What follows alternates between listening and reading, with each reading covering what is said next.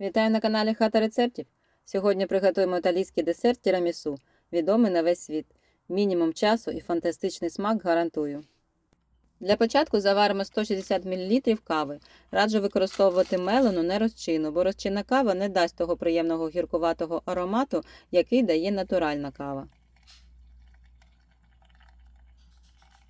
Переливаємо в тарілку, куди можемо помістити бісквітне печиво, та відставляємо її поки охолонути.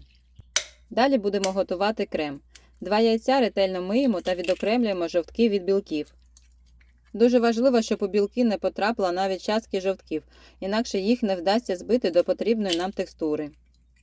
Друзі, підписуйтесь та ставте лайк. Допоможіть розвинути мій канал. До білків додаємо дрібку солі та починаємо збивати міксером, спочатку на низьких оборотах. Коли ви бачите, що вони вже перетворюються в піну, включаємо максимальну швидкість і збиваємо ще 2-3 хвилини, поки білки стануть пружними. Ось так вони гарно тримають форму. Далі до жовтків додаємо 75 г цукру і починаємо збивати. Збиваємо довго, десь 4-5 хвилин, поки маса стане схожою на такий густий, майже білий крем. До збитих жовтків додаємо 250 г вершкового сиру маскарпоне. Обережно перемішуємо силіконовою лопаткою. Робимо це повільно, щоб не порушити легкість крему. До речі, раджу вибирати маскарпоне з процентом жиру близько 80% і без рослинних жирів у складі. Від цього залежить смак вашого десерту. Далі сюди ж додаємо поступово білкову масу. Блендер на цьому етапі вже не потрібен, бо нам треба зберегти легкість збитої текстури. Обережно перемішуємо знизу вгору всі інгредієнти до однорідності.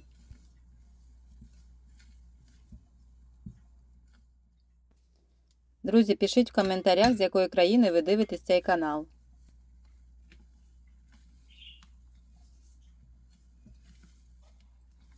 Ось такої легкої повітряної текстури має вийти крем.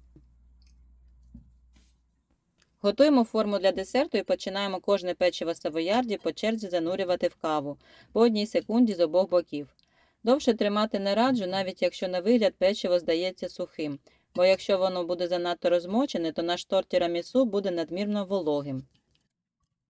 Просочене печиво савоярді складаємо одним шаром на дно форми. Зверху викладаємо 1/3 крему.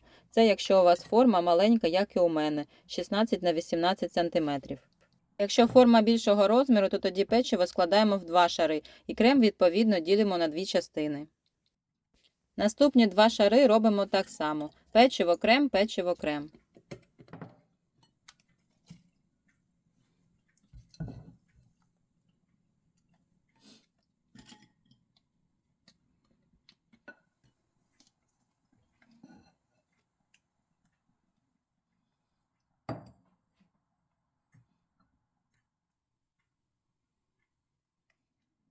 Форму з десертом закриваємо або застеляємо кулінарною плівкою і ставимо у холодильник мінімум на 3 години, звісно, краще на ніч.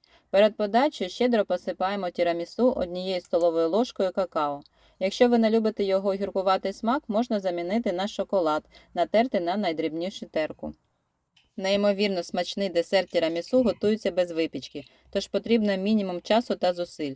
Обов'язково спробуйте і напишіть в коментарях, як вам цей рецепт. Смачного!